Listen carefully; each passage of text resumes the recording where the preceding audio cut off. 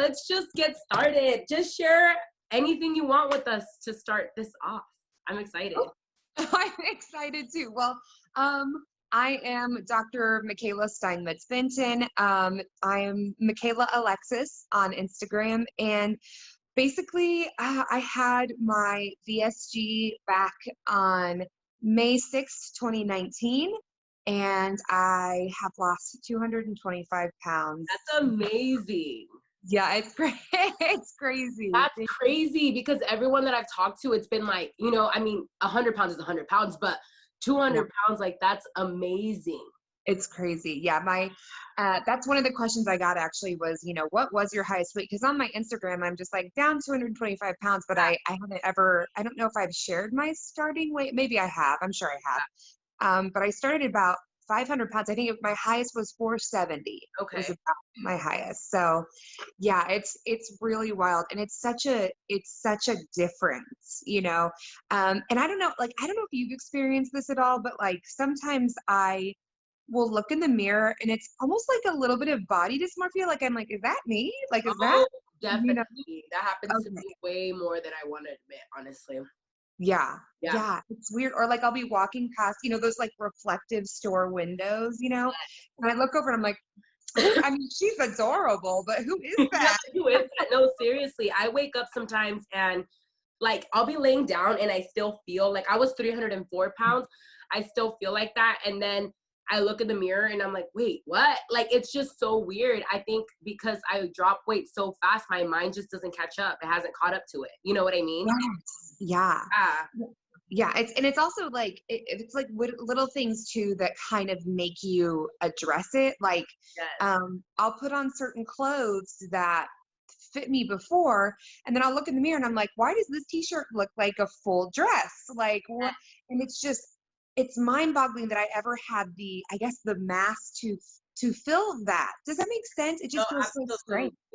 Absolutely. Yeah. Because there's even been shirts, like the other day I wore like a t-shirt that I had, and my husband took a picture of me in it. And it's weird because this is the only time that I felt like this in the past 6 months, where I saw the picture and I thought I looked fat in my face, in my head. I was like, I look big. And he's like, first of all, you're swimming in that t-shirt that you're wearing, and I like to wear oversized, like that's just like my style. And he's like, you're swimming in that t-shirt and you don't look big. Like, what makes you think that? I was like, I don't know. And that was my first time since, the last 6 months. There's times where I feel like I look too skinny. So it's kind of like, I don't know. It's so weird, like, to feel too big and then to feel too skinny, and hear comments from people that you're too skinny and that you need to stop losing weight. And I'm just like, oh my goodness. Yeah. Oh my gosh. Someone actually said that to me today. They're like, you're looking like really, and right now, I mean, I've lost 225 pounds, but I weigh 245 pounds right now. Okay. So I'm still considered technically obese because I was severely morbidly obese. So I'm still technically considered obese if you look at the BMI scale, but of course that's not accounting for, BMI doesn't account for excess skin, which my, nutritionist is like, and my exercise physiologist are like, well, you have a lot of muscle tone and a lot of excess skin. So like, if we were to take that skin off, you might be, Yes, for sure. But also like, and it doesn't account for, BMI is not a great regulator of health anyway, but I would still fall in that range. And so in my mind, I'm like, well, I'm still like a bigger person. But someone today said to me, they're like, oh my gosh, you don't want to like lose too much. It's going to look like you have like cancer or like you're sick or something. And I was like, what? Like, and can I ask that person that told you, are they overweight themselves? If you're comfortable with sharing that, are they also overweight? Okay. Yeah. Because I feel like that's usually what happens. And I don't like to say that, but it's most of the time. You know what I mean? It's like when they're not really comfortable with themselves or whatever. But yeah, I get those comments a lot now. And I'm just like, like, you're too big or you're too skinny. It's like someone's always going to say something, even though no one ever really told me to my face that I was big. But now that I lost weight, now I'm too skinny. And I'm just like, oh my gosh, I don't think I am. And I feel like if someone was to see me in the store that doesn't know me, they wouldn't look at me and be like, oh my gosh, she needs to eat. It's just people, I guess, when they've known you a certain way to now, it's dramatic, Yes. Well, because I think, how we were kind of talking about like that, a little bit of that dysmorphia, like when we see ourselves it's kind of a shock. I think it is for other people too, Yes. because there will be some people where like, you know, I've had like my best friend, we've been best friends for 15 years, you know, and she's like, yeah, there are some moments where I look at you and I'm like, oh my gosh, like she's Yeah. lost so much weight, you know. So I think because they have this image of us in their mind and we no longer fit that image, I think that's maybe where that comes from. I think weight loss not only has a psychological effect on us, but people in our circle too, you Yes, know. absolutely. It's changed. Since we're on that topic, like with relationships, with friendships or whatever, have they been both positive and negative, or have you like kind of experienced both? I definitely both, I would say. I have, so my best friend Lindsay, we've been best friends since we were girls, and like I've just always been very heavy and she's always been really loving, but she started out actually really really small and then gained a lot of weight in like our mid 20s. Okay. And then she lost 100 pounds on her own, Cool. and which was amazing and That's awesome. And amazing. then so whenever, yes, it was really awesome. And then when I started losing weight, she was really supportive. So it was like really positive because That's she awesome. had known the struggle of being very heavy and then losing Yeah, and how hard that is, you yeah, know. for sure. Um, and then I've had people who like I don't know if this was ever the case for you, but like I've always been the biggest friend. Like I've always been the heaviest friend in my group, always. Like it's Yeah, always been me in every group I've been with, even if there's other plus size like men and women in my group, it's always been me who's been the heaviest. And so now that I've lost all that weight, I'm no longer like the heaviest friend in the group. I'm no longer and I think that that has um you know, again, affected other people around me because now they're kind of like, oh, like yes. uh she's no longer serving that role, like, or I'm in that role, or you know. And not that it like, not that we should ever put anybody in those like, oh, that's the fat friend, right? That's so Yeah, toxic. yeah. But I think people do that to Just themselves, like, you yeah, know. like naturally it happens. No, I totally Yeah, agree with you. Like it's it's kind of even weird because your plans change, you know. I don't know, tell me if this kind of happens with you, but like before it was like, where are we gonna eat? Okay, we're done eating, let's go get ice cream. And now plans are completely different. So people are kind of like, whoa, because before it was always like food. You know, yes, if we go to the movies, it's like, cool, snacks, what are we getting? And now, I mean, no movie theater is open, but over here, but it's like, you know what I mean? Like everything just changes and people around you that are close to you kind of don't know how to deal with it and try their best to deal with it, you know? Yeah, it's kind of crazy to see. And I feel like everything happens so fast. So with your weight loss journey, did you lose weight before VSG, or is that since like that the 200 pounds, is that 200 and what? How much did you lose? Two. 225. Wow, that's 225. so amazing. I'm just like writing notes down because then I put. But anyways, 225. So was that since surgery or before also? So this is actually my second major weight loss journey because Oh my wow. first Okay. one, the first one I had was in 2013. Okay. I got very heavy. I got about 400 pounds, and then I lost 117 pounds on my own.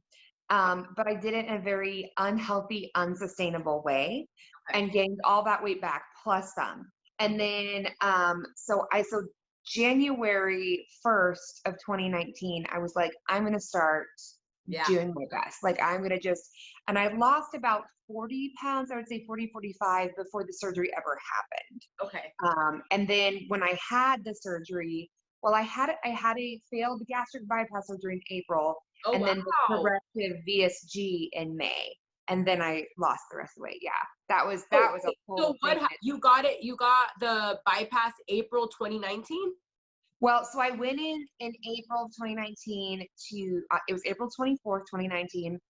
I went in to get the bypass, and what happened was, and this is like a 1 in 1,000 chance of this happening, but my bowel was actually too short. So when they tried to move my intestines Uh-huh. to connect to my stomach, it was not physically long enough, and I was so heavy they couldn't get around the adipose, and Wow, so they had tugged and like, you know, cut into that abdominal muscle. So I woke up with all the pain that you get, my goodness. and just to be told, like the first thing she said was, "Hey, it didn't work." And Oh you know my how it is, goodness. especially because like usually it's a year of preparation for that.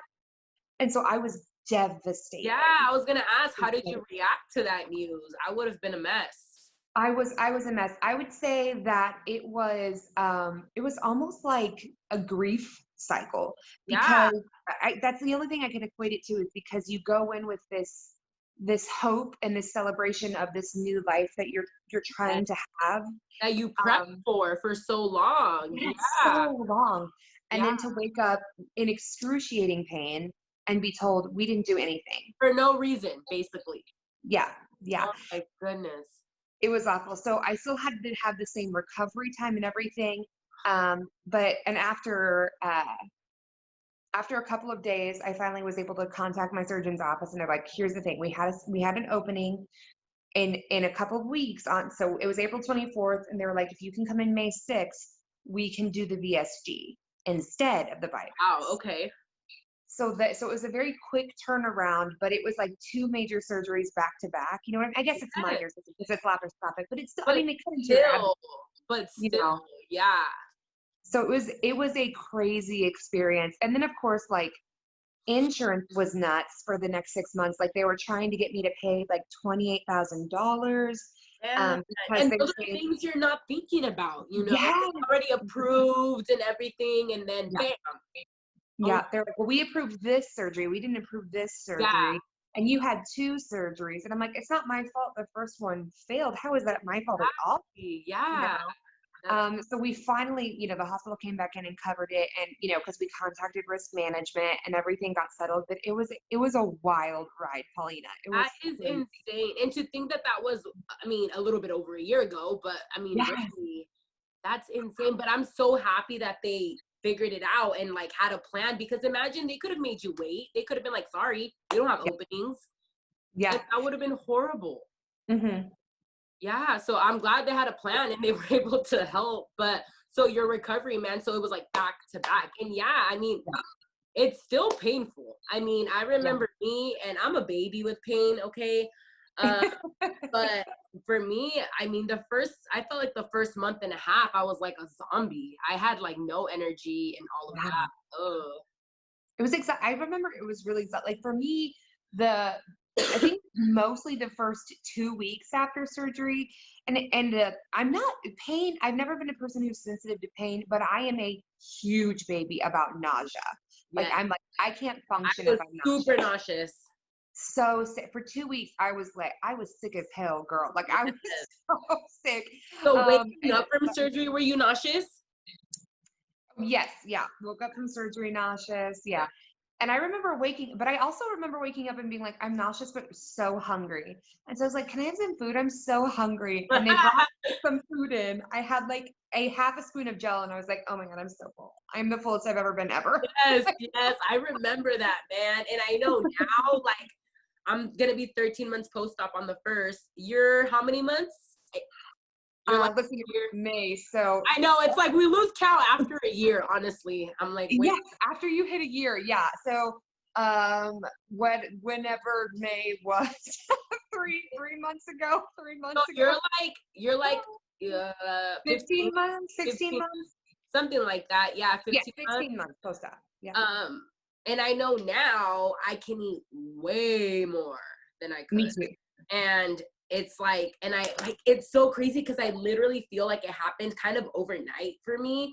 I don't know if it was like me hitting the year mark or what, but I feel like after maybe like 11 months post-op, I started like really realizing like I can eat more, Yeah. you Mhm. know? And I tell people now it's just me like meal prepping and really focusing, because I can absolutely see someone gaining their weight back. Now I Yeah. understand. Yeah. Yes.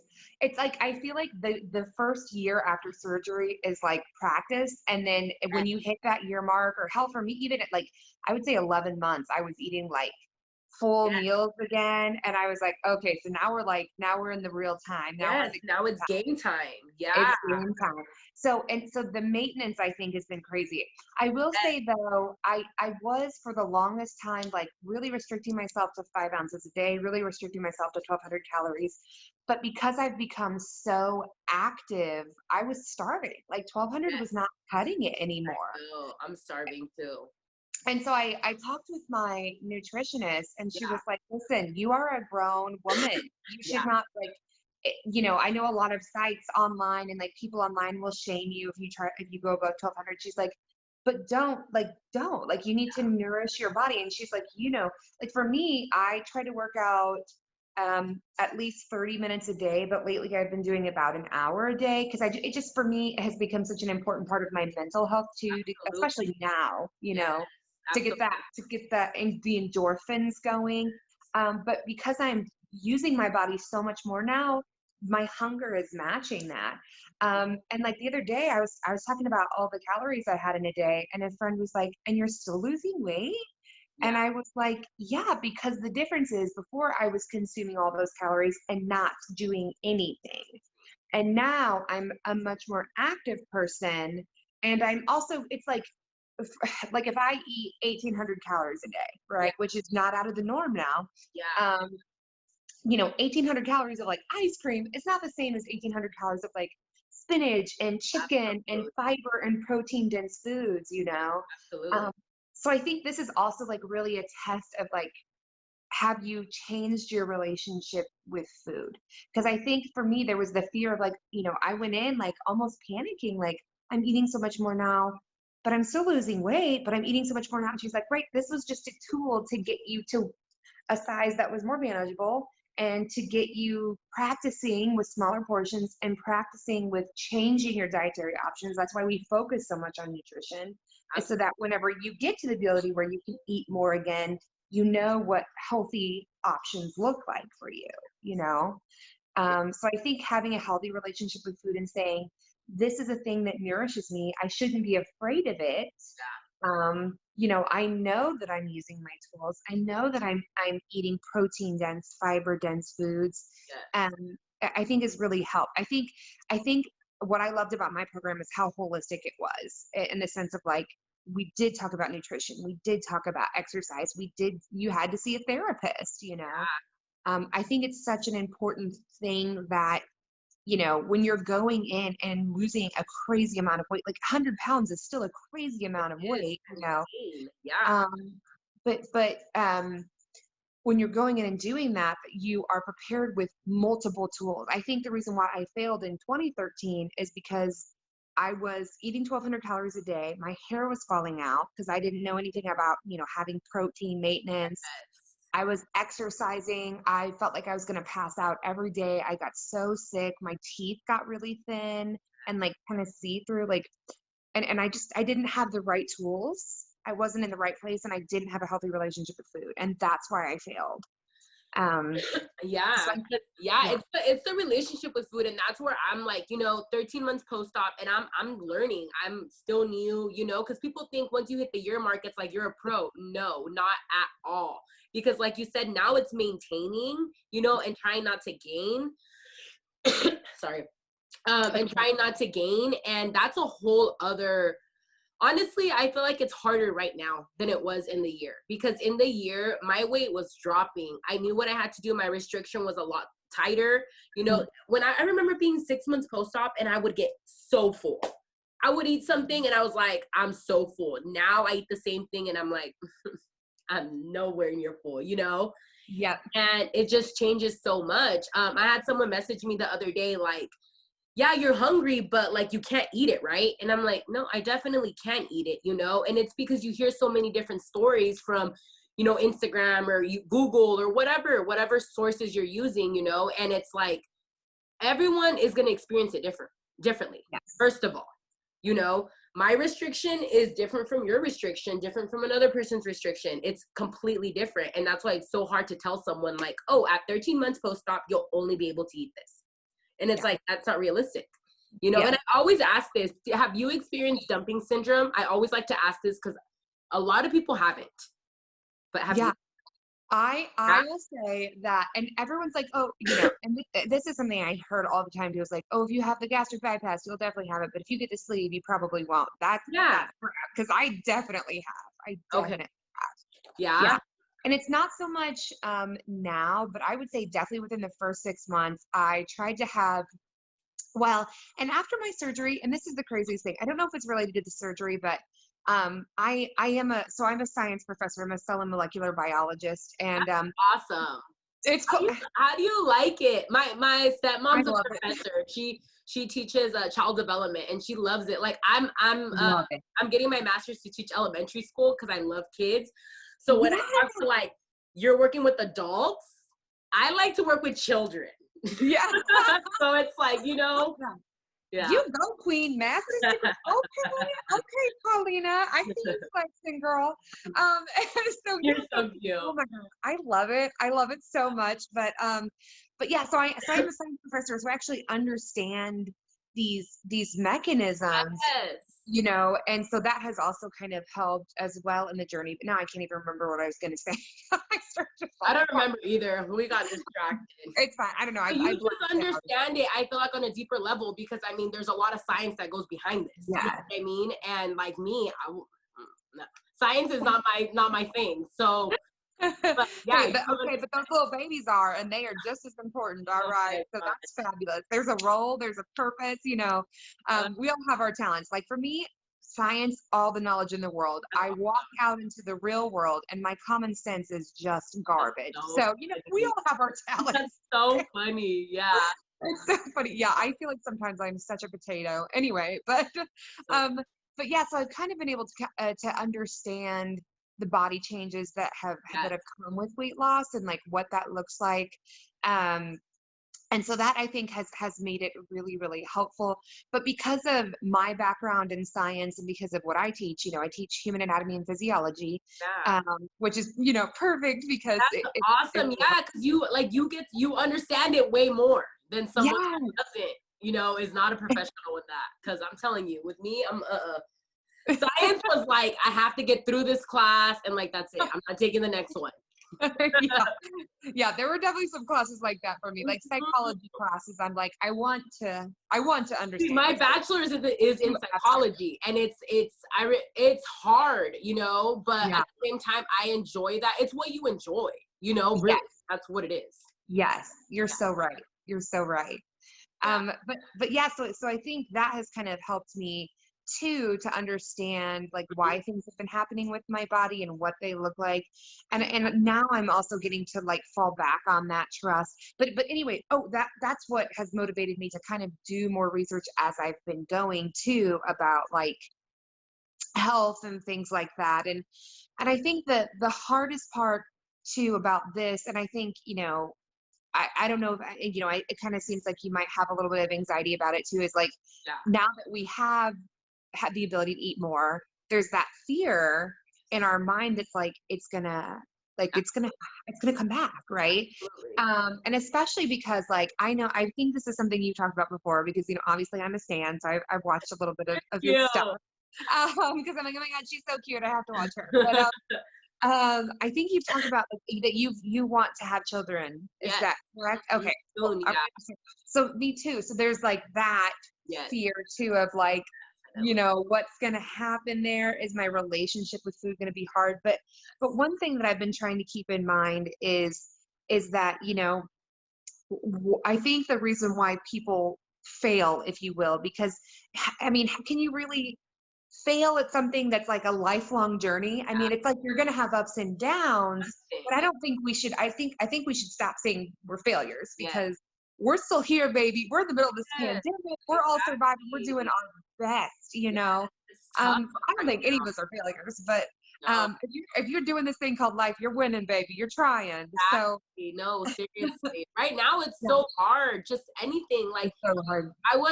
it happened like in March, right? That's when everything kind of went crazy. I think, yeah, it was around my brother's birthday's on St. Patrick's Day. And I remember, I didn't see my family for a while. Like now we do because I can't. Like they live really close to me, but I didn't see my family for a while. And I remember we were doing like a little cake for him, and that was like the last time we saw each other for a while.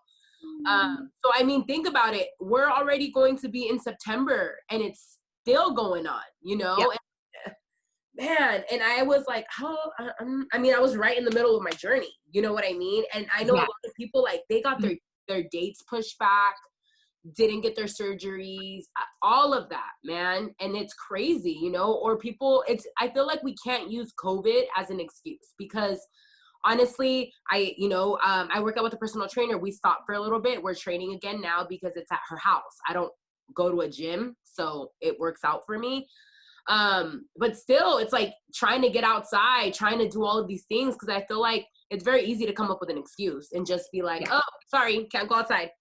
You can work out in your garage, you can work out, in your backyard or whatever. It's just it's tough. It's so hard, but it's like, and that's the biggest thing too, is like it's taxing, but we can't make up excuses, but at the same time also, like, especially you being a psychology person, also it's okay to give ourselves grace on days where we're like, I just need to like rest today. I need to self-care today because damn, like this is hard.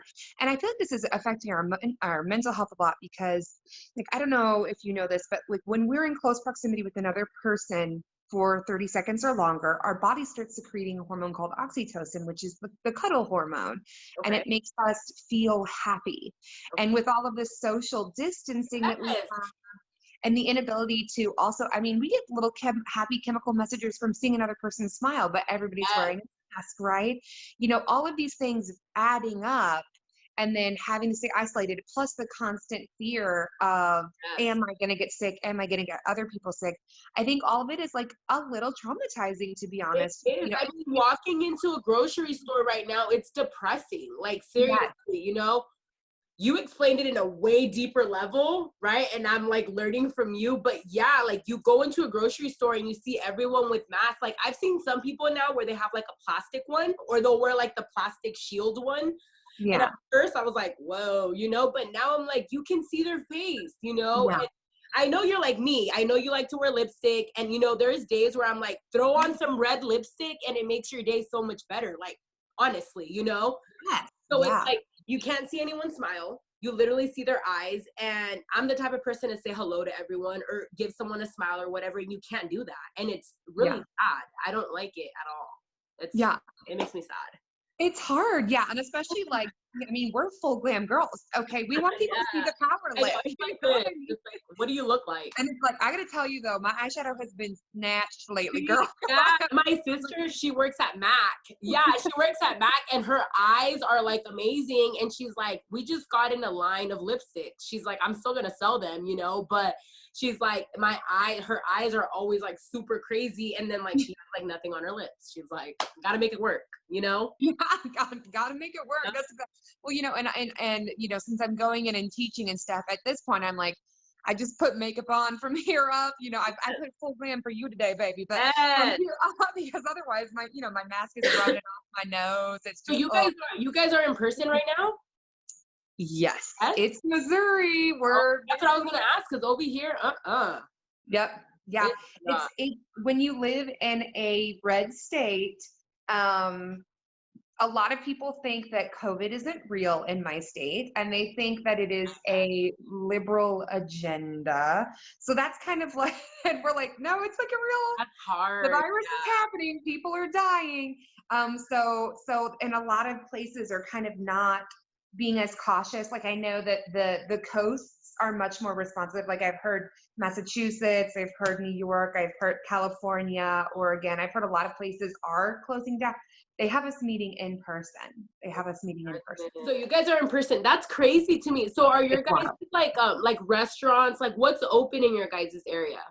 As of right now, everything is back open, and I know it's very scary. Movie theaters just opened. Inside a restaurant and eat now? Yeah, and movie theaters are open. They just opened up this last weekend. I know, it's so scary. It's just crazy because, like, I'm in California. Like, I go to the beach. I do a lot of things, but I'm more cautious. Like, I wear my mask, but then, like, when I'm away from people, I'll take my mask off. I'm not gonna be like sitting on the beach with the mask. But no, like our restaurants, they opened up for a little bit where you could go inside, and then they went back. So now it's only outdoor seating. So if you drive around like my town, it's pretty cool to see though, because our city has helped. I'm like about an hour from San Diego. I'm in the middle of San Diego and LA. So gotcha. It's small, but not really. It's not that small. So what they've done to help them is they let them be on the street. So they've kind of blocked off like cones so that they can have tables outside, because some restaurants don't have outdoor seating, and they were like, what are we going to do? you know, you drive by like a Denny's and they're all outside on the parking lot. So it's like, but it doesn't help that it's 100 degrees. It's been 100 degrees all week. So people are eating really early or really late, you know, so they're open late.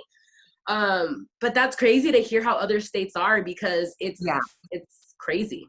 So do you have to wear a mask inside of a grocery store and stuff, or do they not really enforce it? So it depends on what city you're in. So different cities have different ordinances.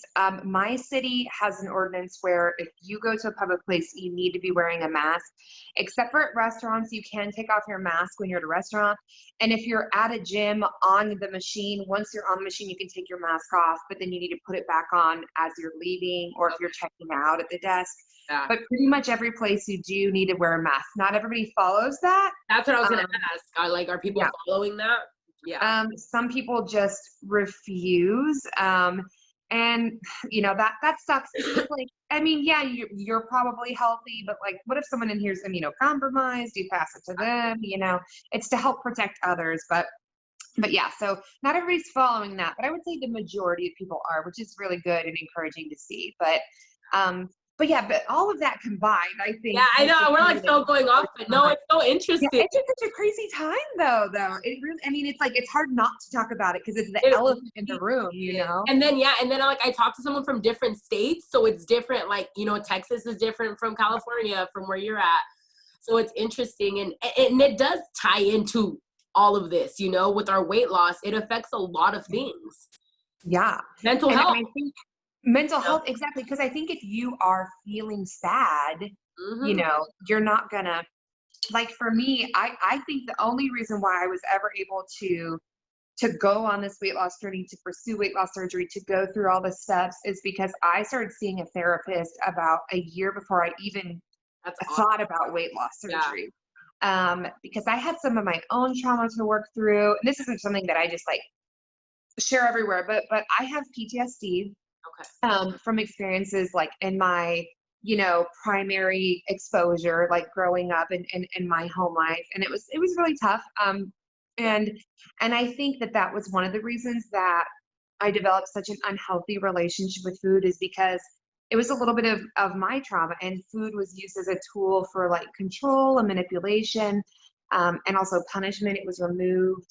And there was a lot of food insecurity because I did grow up, you know, on the poverty line. And so I think all of that really matters, because especially if you're someone who had a really bad relationship with food because of your trauma, I think that now that we're in an event that is just in itself traumatizing, you know, seeing these things on the news every day, seeing these things on social media, it's upsetting and affects our mental health, and that's okay and that's valid. But I think that for some people, it's kind of like a trigger. And so if they're in the middle of this, you know, weight loss journey, it almost is kind of like pulling on those past experiences of like, well, how did I feel comfort before I ate, you know? And so it's such an important thing, I think, to, on any health journey, on any weight loss journey, to be self-aware, to reflect on where you've come from and where you're going and what your current situation is.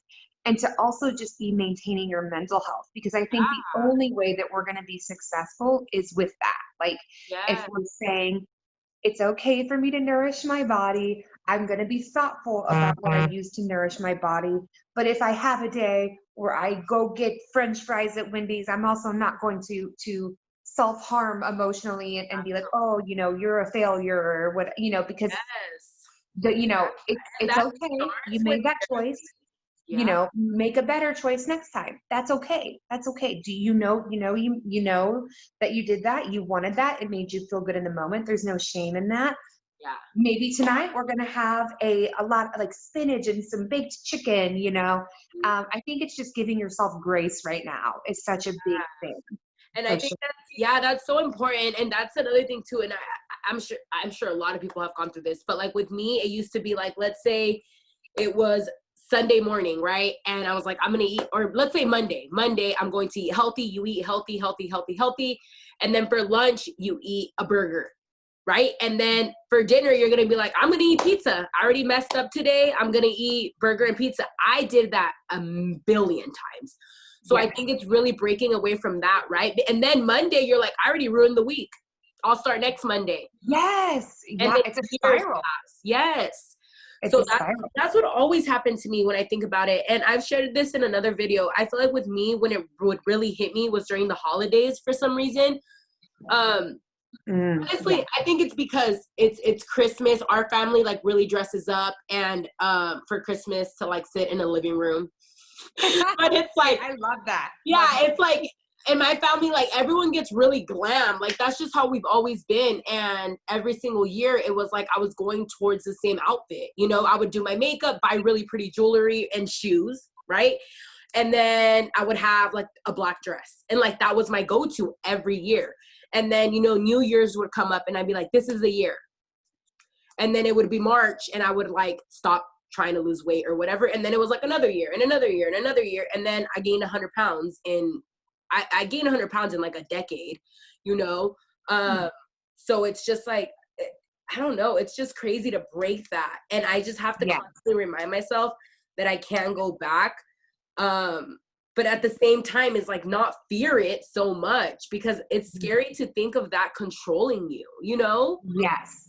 I think that's that. No. And I think I totally love what you're saying because I 100% relate. And I think everybody does that. They're like, you know, when a cheat meal becomes a cheat day, becomes a cheat week, becomes a cheat life. And it's like, no, baby, no, that's literally, no, it's like, give yourself grace when you have that moment where you're like, there was nothing in this world that will satisfy me more than this one piece of cheese pizza. Yes. Honor that hunger. Have that piece of pizza. Don't make it a pizza week, baby. That's the difference. Yes. But I think also too is like I remember what I was going to say earlier is I think right what a lot of people and what a lot of I think the reason why success can be really hard in a weight loss journey, like if we're again success failure, what does that even mean? That's relative. But I think is because we all have this restrictive mindset of like, I need to be smaller. I need to be less, especially as women in this, you know, in society. God, we get that all the time anyway.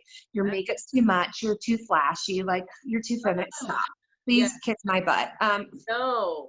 But you know, we need to be smaller. We need to eat less. We need to be quieter. We need to be softer. There's all of this restriction. And like, that's just, it's gross. It's toxic. And it's not sustainable. Yeah. So what my nutritionist has always done is approached it with a flip mindset of, hey, if your weight loss is slowing down, or if you're not feeling healthy right now, try having more fluids, eating more protein-rich foods, eating more fiber, getting more sleep, increasing the intensity of your exercise, increasing the amount of exercise, seeing your therapist more. And to me, that's so much more manageable, especially when you've lived your life so long in excess by being a heavy person.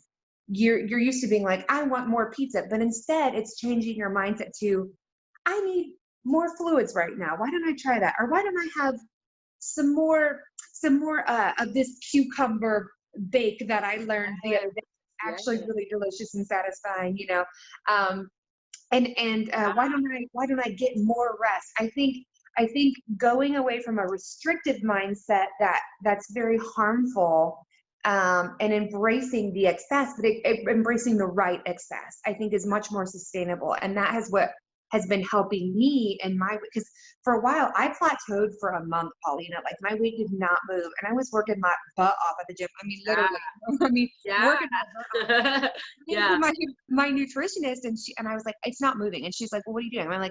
And I went through and I was like, I'm only eating 1,000 to 1,200 a day. And she's like, well, no wonder your body's in starvation mode. If you're exercising this month, or if you're exercising this much a month, it's because, and you're not losing weight, it's because your body's hungry.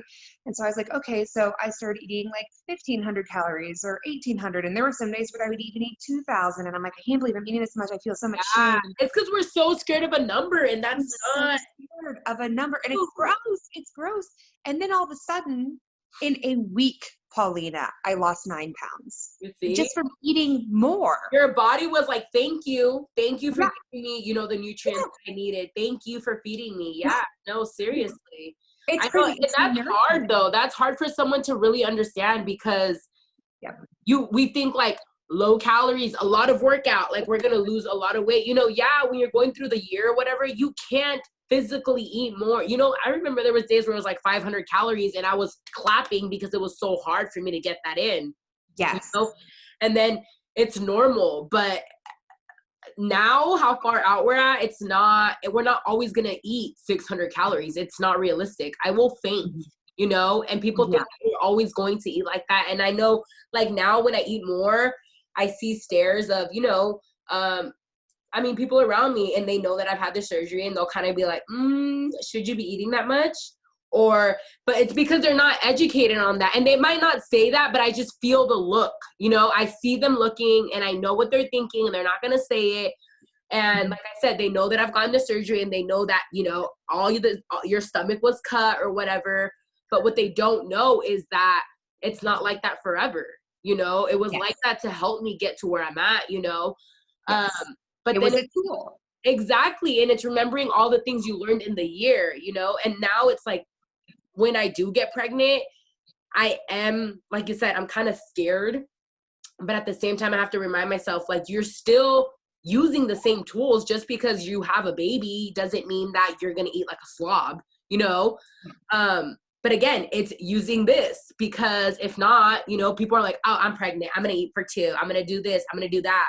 And then you gain 80 pounds, 90 pounds. And I would be a mess if that happened to me, you know? But it can't. Just because we had certain weight loss surgery doesn't mean we can't gain 90 pounds in a pregnancy. I'm sure it happened, you know? Yeah, I know. That's something that I keep thinking about. And like you said, I mean, all the points that you have brought up, it's just really, it's thinking about what you can give yourself instead of taking away, you know? And I love that you said that, because that makes so much sense when you say it like that. Because we keep thinking about, you can't eat, with me, it's like hot Cheetos. You can't eat hot Cheetos. You can't eat this and that, instead of like, you know, finding some alternatives. I can have like cucumber with like lemon and like hot sauce, right? That gives you the same. It's really finding a healthy option, and you can have a lot more of that. Yes. You know? Yeah. So yeah, and it's just, I don't know. It's a journey. And you're going to find so many different things on a daily basis. Because I have messages all the time like, what are you doing? I'm going to stall. And I don't want to ignore it. I see your baby. My cat has joined us today. I know, my dogs are downstairs with my sister-in-law, because they'll bark any little noise. Like if I like touch the wall, I have chihuahuas. So I'll touch the wall and they're like barking all crazy. And I'm like, it's me, look. It's me. Oh, that's so cute. I've totally seen them, and they're so cute. I love them so much. One of them just turned 10. I've had him since he was 3 months, and we just found out that he has arthritis, and my husband can die. He's like, no, he doesn't. I'm like, okay, well, he does. But we've had him since he was 3 months. So it's like, that's my baby. I can't. Oh my goodness. I know. And it was like, he just turned 10 a couple weeks ago. And then it's like, he started limping the other day, and we're like, what's wrong with him? What's wrong with him? And I took him to the vet, and they're like, he has arthritis. And I was like, no. He doesn't. He's a baby. Sorry. No, he's like he's a newborn infant. I know. I can talk about my dogs all day. But yeah, no, I love, honestly, talking to you has been awesome, because just the way you word things, sometimes I like just blab and like, I don't know how to find the right words, and you've put it such in a way where like when someone watches this, they're going to be like, yes, you know? Oh, thank you.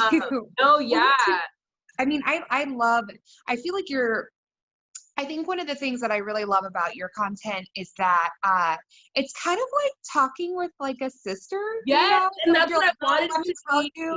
Yeah. And I love that vibe. I need that vibe in my life. I mean, and I'm also here for the dog pics on Instagram. I'm going to be honest with you. Like, I'm like, yes, Paulina, get it. But I'm also like, yes, Paulina, get it. I was so like, honestly, because the Instagram that I have, that was my personal Instagram. And I kept going back and forth. Like, do I start a weight loss one and have a personal one? But I was like, nah, I was like, everyone's going to get both. Like, you know, and it is what it is.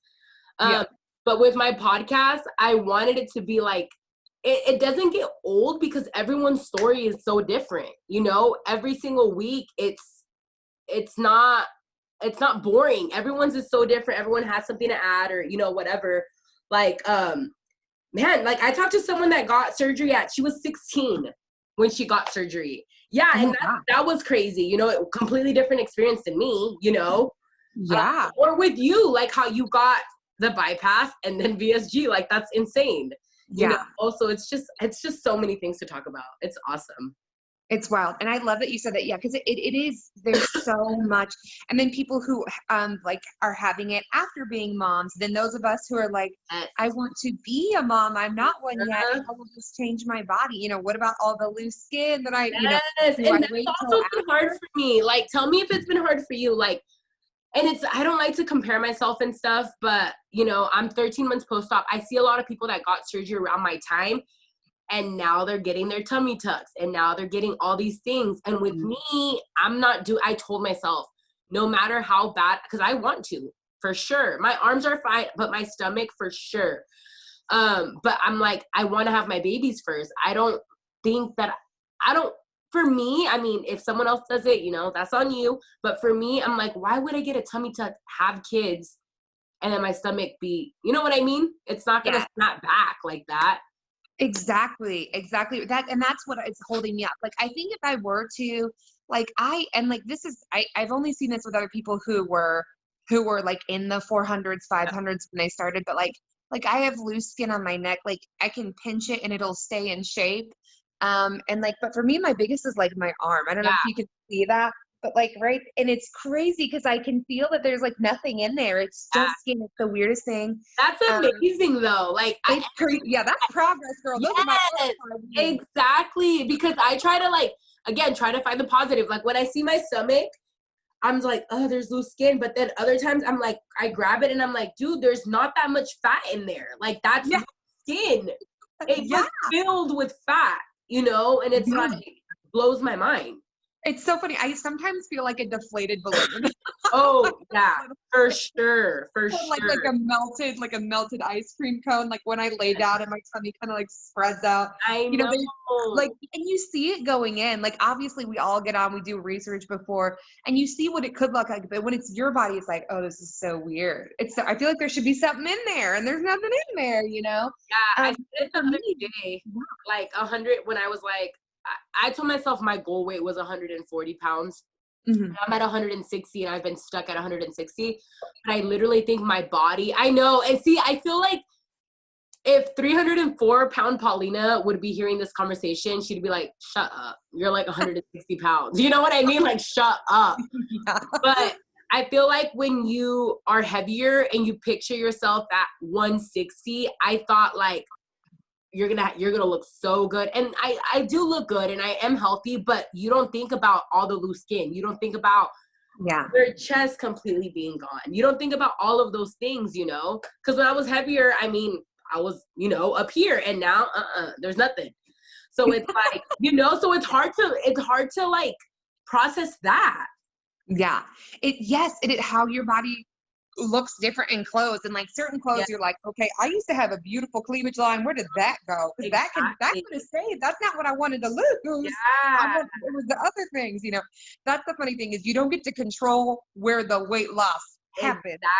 And that's a weird thing. Yeah, no, I'm totally, that's so funny, because I'm totally with you on that. Like, I feel like, and also like this may be TMI and it might be a little gross for some people, but like, you know how like you know, your boobies don't shrink upwards into something perky, then you shrink like pancakes. You know what I'm saying? Exactly. No, seriously. Like, also getting used to that too is like, you know, it's such a weird thing. It's such a weird thing. Yeah, like I'm telling you, when I pictured 160, I'm like, oh, I'm gonna look so good, you know, whatever. Yeah. Or even like, I mean, you can wear whatever you want, but what I'm saying is like, I buy a pair of jeans or whatever, and they fit me. I don't like the way they look, and they're not comfortable. And I'm trying, because people are like, can you wear whatever you want? And I was like, I mean, I could if I wanted to, but I try to dress my body a certain way. You know what I mean? And there's outfits that I have hanging up. My closet's right there, so I keep looking over there. I have like outfits that I bought and I put on, and I'm like, oh, that's not gonna work, you know? Just like what I envision in my head, till I get my stomach removed, because it's just all there. And I'm not with it. But like I said, I don't see why I would do that now if I want to have babies soon, you know? I'm totally with you. Like, I hard. think if I were, I would like, I would do my arms probably, before, and like, I've thought about doing up around my neck, but yeah, same with me, like tummy or chest, Yeah. like seen some people do that and then like they want to have babies and it's like, and your boobies can still look beautiful if you do like a lift and have babies, they can still look gorgeous Yeah, and fun, for especially sure. depending on what you do.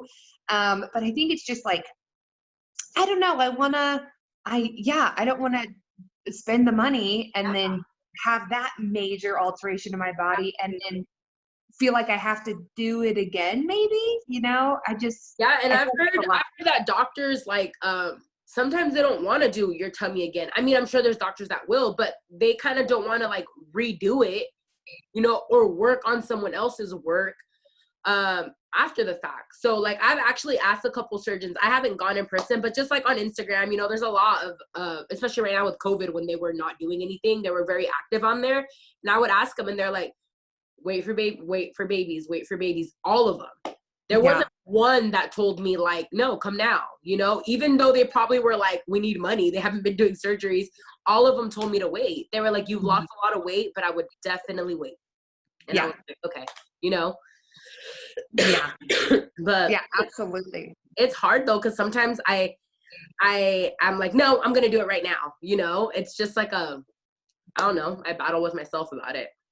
Well, and I think it's too, like, especially after all of your hard work, all of your progress, your whole journey, when you're finally at the point where you're like, yes, okay, I'll get the skin removal and look snatched right now. It's hard to have that, like it's hard to play the long game when you can have that instant gratification. And I think that's the same thing, is even with food. Like it's hard to play the long game of like making a nice meal, sitting down. It's easier to go through a drive-through, right?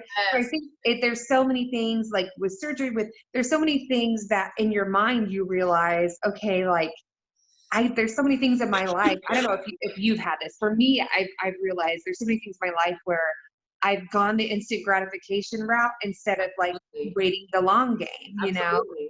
Yeah. And I think a lot of people after weight loss surgery, they're just so ready for their journey to be done when really it's a lifelong journey that they want to get it done. And it's like, if you're ready, if you don't want to have kids or heck, maybe even if you do and you want to do it, then that's totally fine. But like, I'm with you on that. I definitely want to wait until, I have a baby.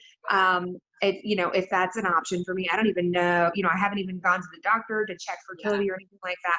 But if it is an option for me, then it's definitely something that I would want to do first because, you don't, it's, you're going to just stretch that skin back out. The integument's only so Yes. movable, it's only so malleable. And, any stretch marks that you get, well, you already have those stretch marks from being a fuller person, and basically you're just reinflating that balloon and then Exactly. Yeah, no.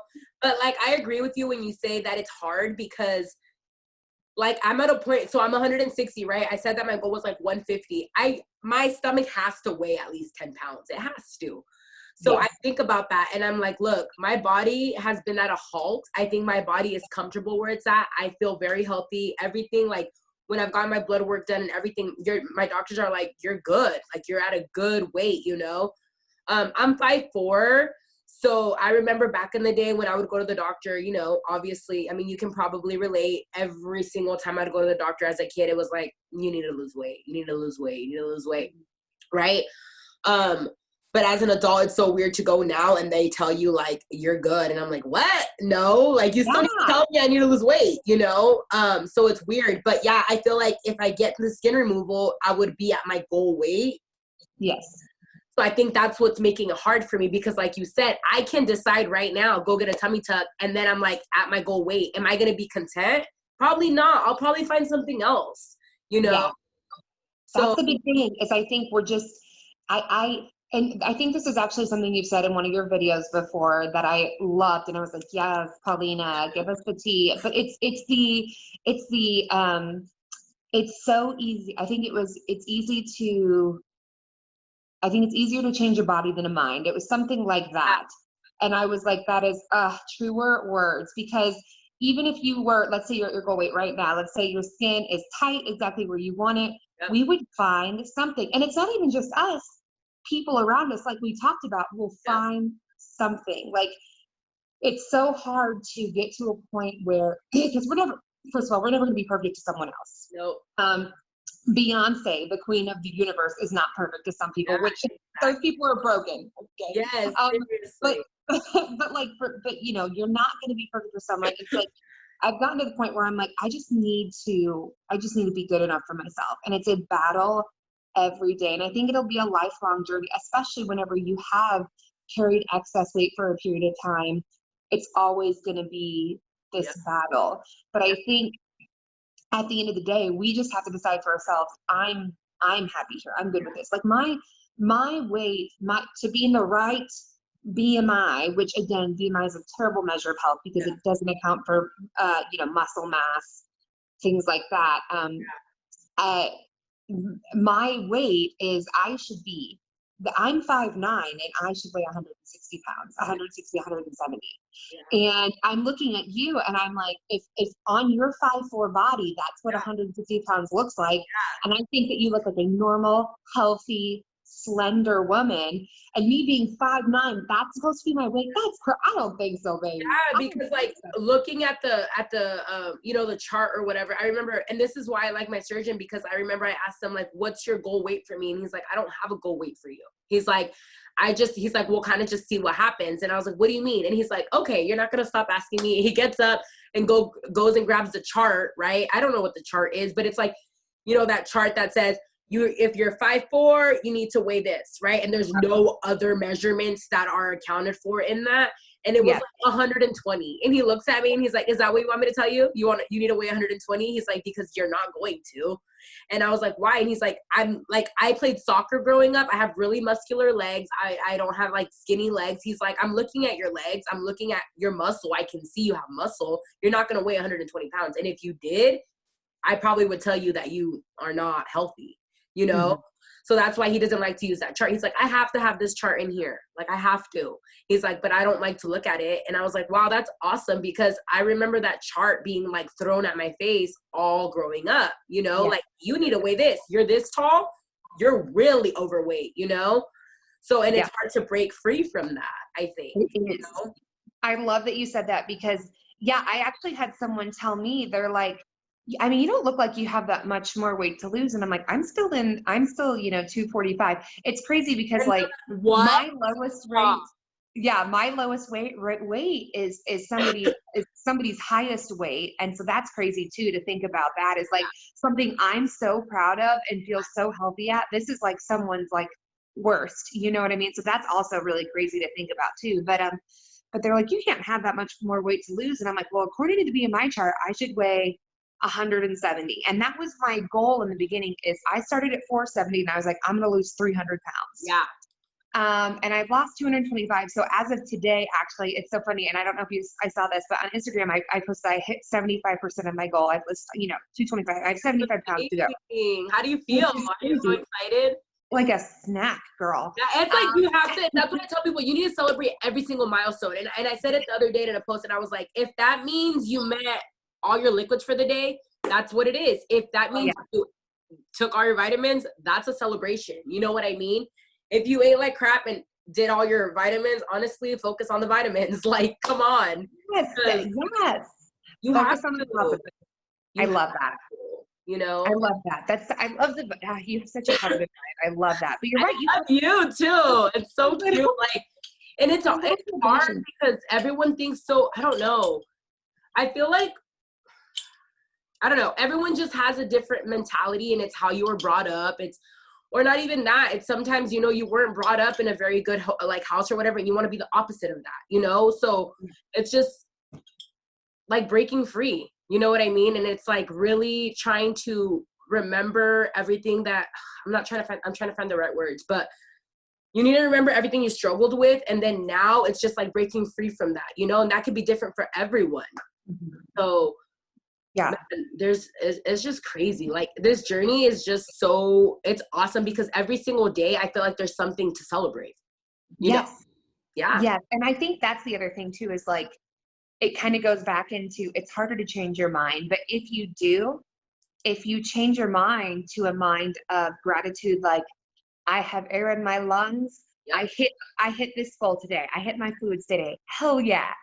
I took my supplements today, which by the way, thanks for reminding me because I need to take I my know, I'm horrible. I was so good. I'm telling you now. I think it's now that I'm working from home because I have like a little thing and I had alarms. Now I see the alarm and I'm like, oh, I have to go downstairs.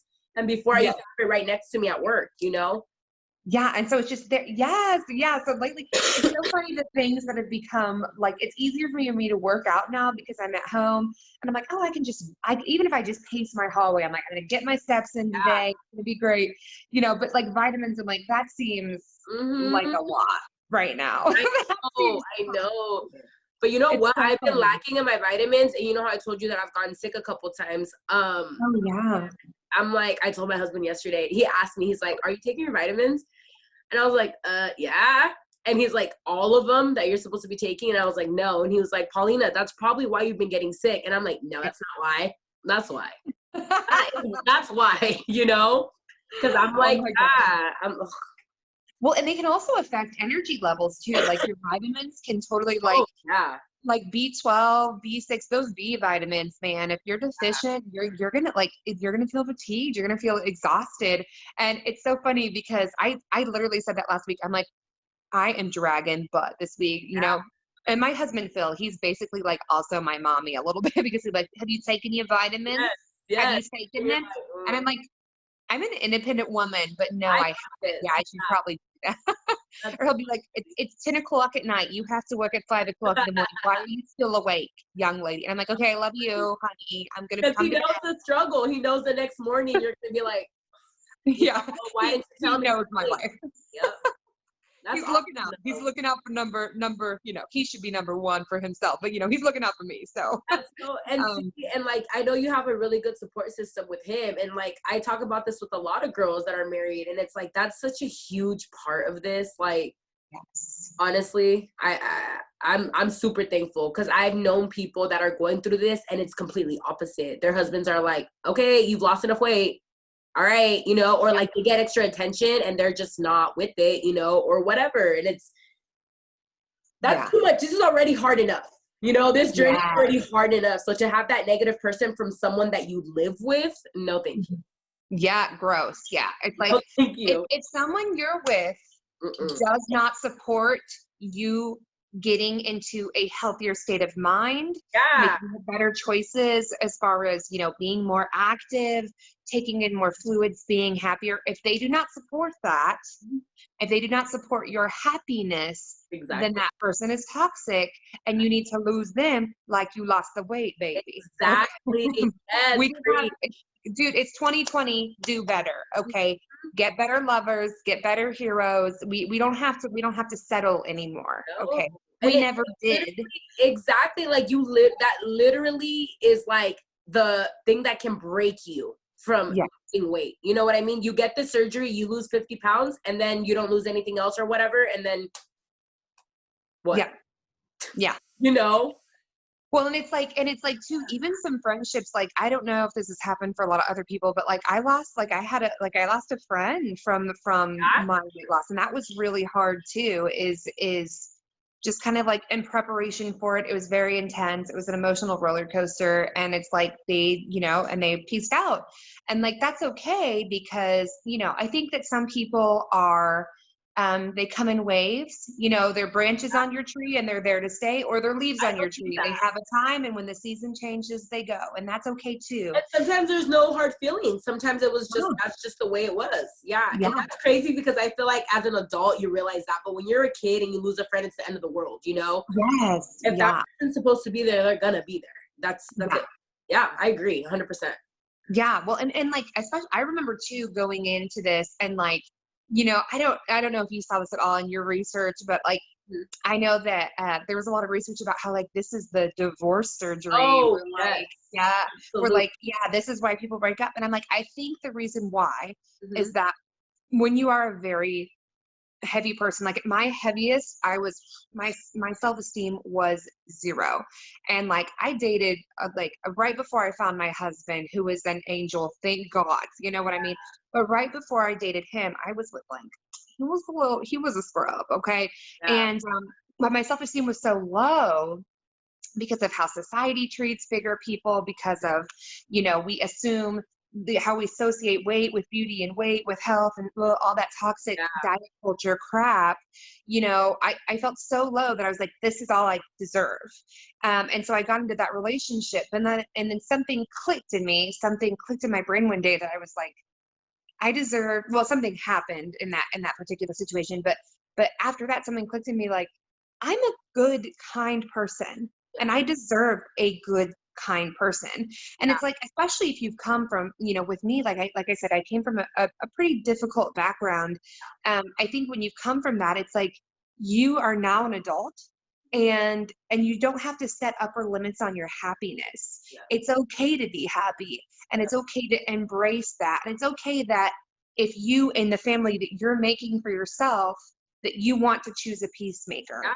and a person who's loving, and a person who's kind, and a person who's going to support you, And I think that a lot of people, they settle because they don't feel good about themselves. And so when they start feeling good about themselves, that toxic person in their life realizes they're losing control because they fed on that person's low self-esteem. And now that person's feeling confident, they're losing that control of that person. And I think that's when it becomes volatile. And it's like, at that point in time, bye. Yeah. Bye, sir.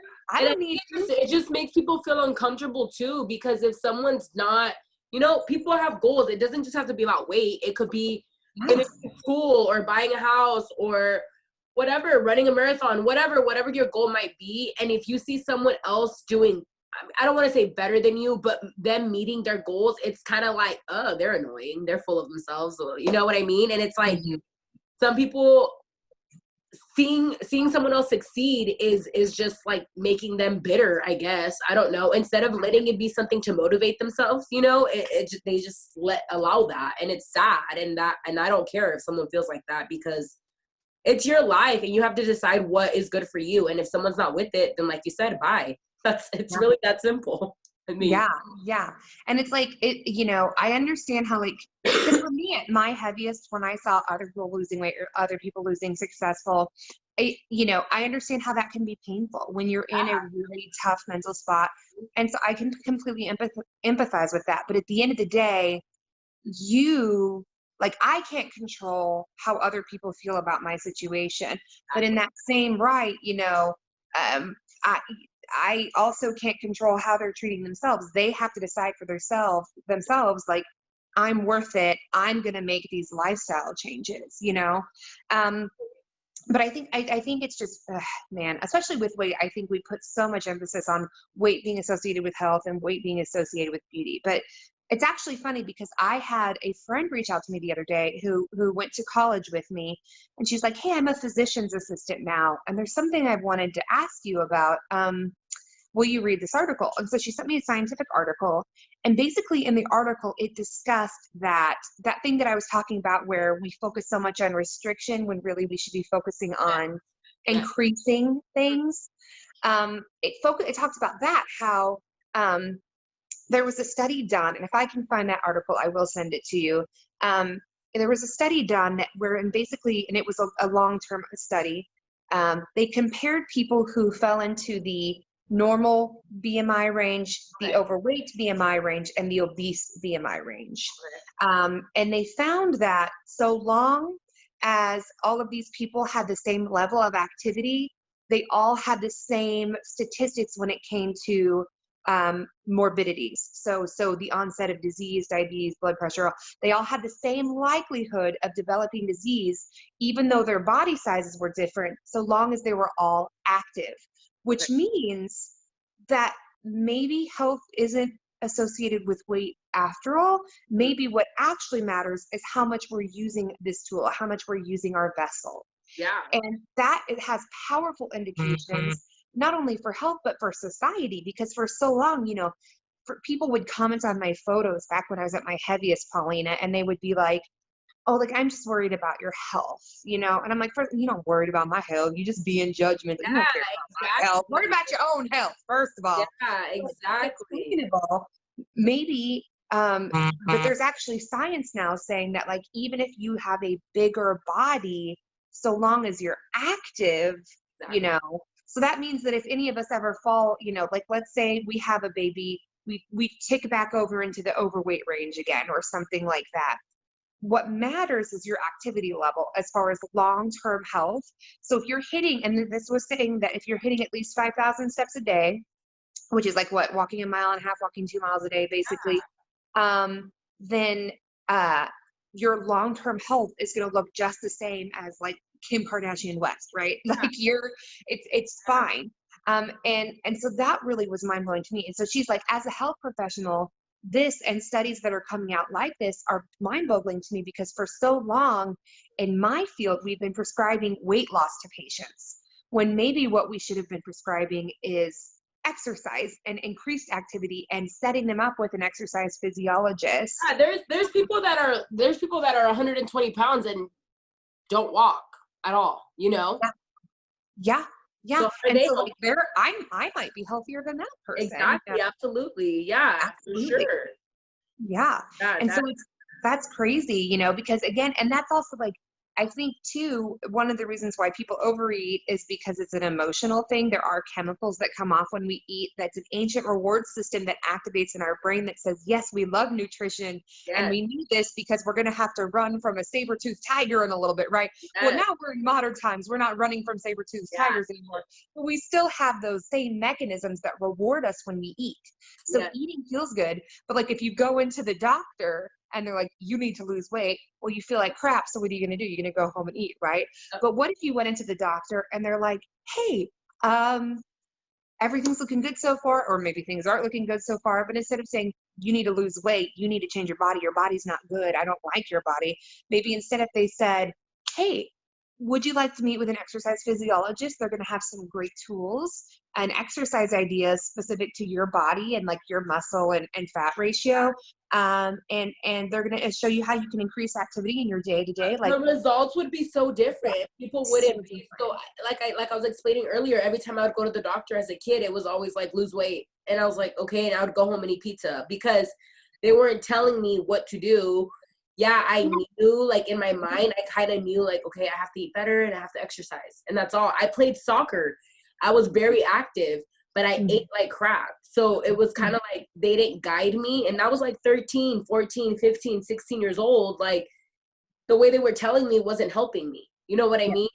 And me and my sister are the only ones that struggled with being overweight. Everyone else in my family is normal, like in the normal range. My mom is 5'2" and she's like 140 pounds.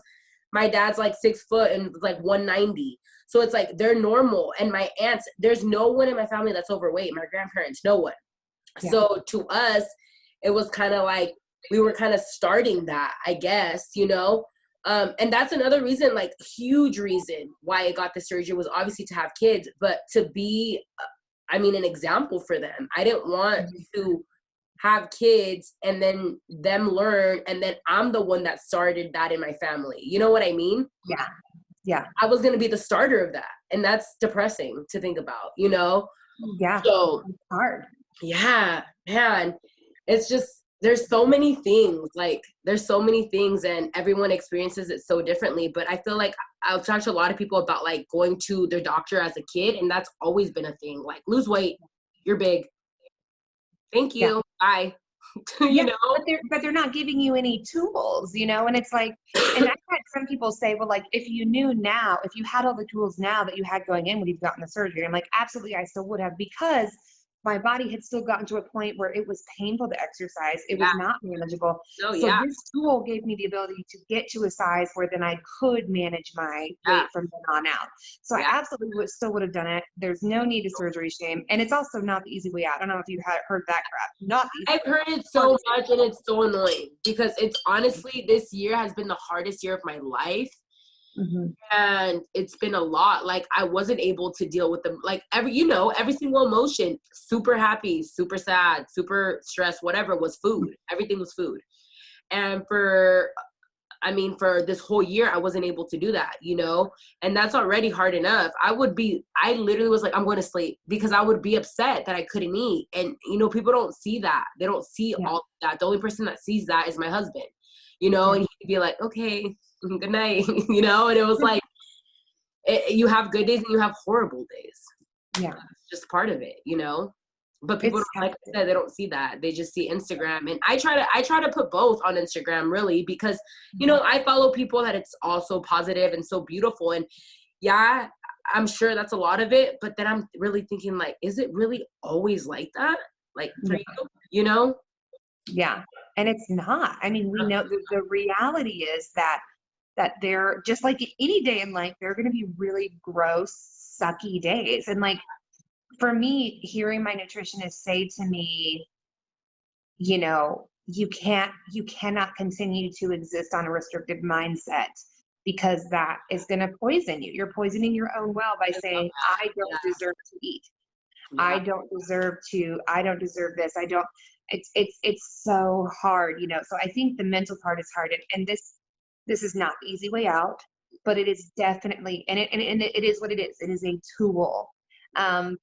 But man, it's so hard. It is hard to change our mind. The other thing that she's been getting on to me about, I don't know if you've heard this either, is a lot of like dietitians and nutritionists and doctors are now moving towards the mindset of like not assigning morality to food. Because like I'll be like, oh, I ate like crap today. And they're like, don't say that. And I'm like, what do you mean? And they're like, food in itself is not good or bad, right? It has no morality. It is food.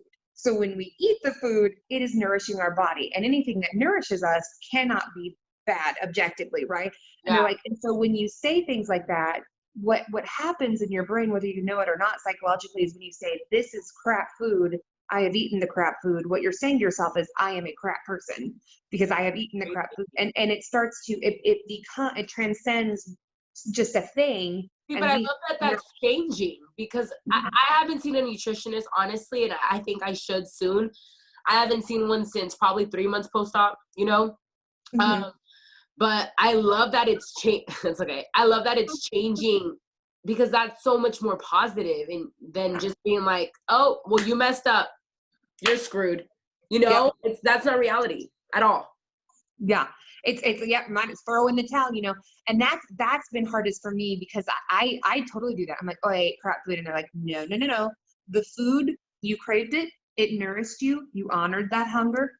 Move on. Yeah. Next time, have you know, just be thoughtful with your choices, but the food itself is not bad. And you are not bad for eating that food.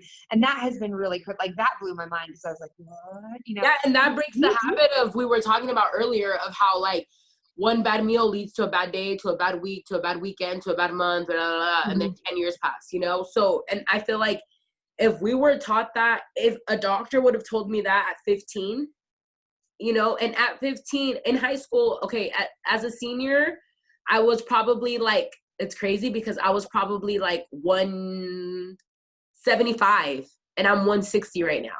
So when I think about it, yes, I was overweight because, again, though, they gave me that chart that I had to be 120, right? So I thought it was humongous. But when I think about it, 175, I was still 5'4". I've been 5'4" since I don't know when. I was overweight, but all I realistically had to lose was 20 pounds. Yeah. And I haven't really said that. And then I blew up to 304. And I feel like if they would have told me like something like that, I would have been like, okay, yeah, like I can lose 20 pounds and it's going to take, it could have taken me a year to lose 20 pounds if I just did tiny little things, you know, but instead of losing it, I gained a million more, you know. It's crazy. But I mean, as the years go by, they're going to be taught different things. And especially now, because I feel like mental health is so, I mean, it's always been important, but now it's spoken about more, right? People talk about it more. People are more open about it now. So I feel like they obviously they have to keep up with that. So it's very different, obviously. I mean, and I think that's good. I think it's a good movement that we're moving away from stigmatizing. Like I would say probably just even this decade, like I would say probably 5 years ago, I would have never like come into your podcast and been like, I have PTSD. And this is how my trauma has affected my eating. I would have never, because there's such a shame with it. But now I'm like, it's who I am. It's not my fault what happened to me. It's not my fault how my brain and my body decided to respond to that. It's not my fault that I have flashbacks. Those are things that are not my fault, but I do have the ability to decide what I'm going to do about it now, which is to get therapy and to and to, you know, get weight loss surgery and to see a dietitian and see it, you know, and I think that's the other thing too, is it's getting to a point where you also trust yourself to take care of yourself, you know, to have everything you need, to have all the tools to take care of yourself. And I think that's the biggest thing too about hitting 1 year post-op is like, now it's like, all right, have I really changed? Have I learned everything that I needed to learn? Am I prepared for it's now? so much deeper now. I feel like the year, it's kind of like protein, like the number of protein, of grams of protein, you know, liquid, all that. And yeah, we still have to focus on that. But I feel like now, like you said, it's so much more of like, okay, you learn the tools. Are we continuing the tools or are we going to go back? You know, and like I said, I can eat like normal now. Like I can, yeah, I definitely could eat like normal, you know? And the other day I was kind of like quiet and my husband's like, what's wrong? And I told him, I'm like, I don't really feel a restriction like I did a couple months ago. And he's like, okay. He's like, but look, you're at a healthy weight, you know what you need to do. And that's it, you know? And he's like, and you tell me yourself, you can gain weight back. You know, it's a high percentage. It's a super high percentage. Do you know what that percentage is of weight gain? I don't even remember, but I know it's really high. Like, Of like regain for people? Yeah, after weight loss surgery. It's really high, right? I think it's, oh man, it's like high. I was gonna say, I would Google it because I'm not 100% sure. I want to say regain in the first 5 years is like, I want to say I read something like 46%, but I'm not sure. Oh my gosh. Yeah. I'm pulling that out of the air. And that's, I mean, that sounds pretty accurate to me. See? Well, it says 50% may regain a small amount of weight. And then, like you said, 5%, 2 years. Wait, hold on. Well, all I know is that you can gain weight. And, you know, and in the beginning, like I said, during my journey, I was kind of like, how? I can't even eat, you know? And I would watch people's videos or on Instagram, and they were a year out and they would say what we're saying now. And I kind of was like, how? Like, okay, cool. You know what I mean? But now I'm like, I get you. I understand now, you know? And, yes. I mean, I feel that and I'm learn. Yeah, you learn. So, I mean, and it's different too. We didn't even get to the questions. This happened to my last podcast. I know. It doesn't matter. And I just get those questions just in case, like, you know, we kind of don't have something to talk about. But something I do want to ask you is, what would you say to someone that was like waiting? Like, let's say they had a week till their surgery and they were super nervous. I actually had a question. Someone asked me a question like this, like, my surgery is in a week. Like, tell me, like, why am I doing this? Why is it like, should I do it? You know, what would you tell them? I would tell them that is subjective. Should you do it? Because I would need to know more about their circumstances. But I think if you're here, I think if you've gone through the process, and I think definitely if you've gone through a holistic program where, you know, you have talked with professionals in a multifaceted sort of way, and you're still going through the motions, I think that you know that this is something that you want. Absolutely. And I have not met or personally spoken with a single person who has regretted their decision to get weight loss surgery. I'm sure they exist. I've seen videos on YouTube, but I would say that so long as you are prepared to use the tools that you've been given, that it's something I would absolutely do. I would do it again, even with my very challenging experience with it. I 100% would do it again. And I truly believe this saved my life. I was pre-diabetic. I was hypertensive. I was in a very difficult emotional place. And now I feel incredible. I feel like a whole new person, even though it's still me, it's still my body. And me at that weight, I was valid. Yeah. And deserved love and deserved kindness and deserved good things. Absolutely. And just as much as I do now. But it's easier to give myself those things now that I'm at a size that is manageable. Yes. And now that it is easier to engage in physical activity, I would say yes. If you've gotten to this point, you should do it. You can do it, but but also go with the grace and know that there will be ups and downs. Yep, And this it's is hard. not a cure. This is not a cure. Yep. It is a tool. So I think if they have that understanding that this is not going to change their life forever, it is up to them to change their life, but to use this on that journey, I think they're ready. And I think that I have absolutely no regrets. And absolutely. I would do it again. And I think that's what the most important part is knowing that this isn't, you're not going to have that restriction for 20 years. It's not going to happen. You know what I mean? And like you said, it's using those tools and continuing it, you know, because it's very easy to go back. It really, really is. Yeah. And I think also, as you've mentioned, kind of being prepared that everybody's journey is going to look different. Like I've seen a lot of people who are a year post-op and they've hit their goal weight. Yes. I'm over a year post-op and I'm still losing because my starting point is very different from yours and from someone else's. My height is different from yours. My body composition is different from yours. Yeah, exactly. Yeah. And so also be prepared that your journey may look different. I also had people who started a weight higher than mine who have only and had their surgery the same day as me, but they didn't exercise. They didn't, follow the advice of their professionals, and they only lost like 50 pounds. So they're at 420 after 16 months, and I'm at 225 or 245 after 16 months. You know what I mean? So keep that in mind as well, is that it's kind of like almost anything in life is like, you're going to get out of it what you put into it also. 100. Yeah. So that's awesome. That's what I would say. All right. Is there anything else you want to add? Oh my gosh. Yeah. I had for an hour and a half. It was crazy. That's why when you asked me like how long, I was like 1 hour, an hour and a half. I have some that are 2 hours. Like it just really depends. I don't like to cut it off and stuff. I'm like, let's go with the flow. Let's just let it be natural. I love that. It's fun. Like, I'm not sure. Well, I didn't know if you had like a time constraint because like I don't know what time it is there. It's 7:40 p.m. It's early. Yeah. No, it's 5:40. So I'm 2 hours ahead. 5:40. Yeah, gotcha. I love having these. They're so much fun. And like I said, I love having different people and different experiences. And I feel like someone relates to each one in a different way, right? So, someone might have gotten the gastric bypass and then the sleeve, and they're like, I don't know anyone. And then they watch this and they're like, bam, There's someone who knows. Yeah. So yeah, so this is going to go up next Tuesday. So I do it like a week ahead so I don't fall behind. Okay. That's a good idea. Because then I'll fall behind. All right, girly. Well, I'll talk to you soon. Thank you. Yeah, thank you so much. I'm really glad we got to do this. It was fun. Okay, bye. Bye. Bye.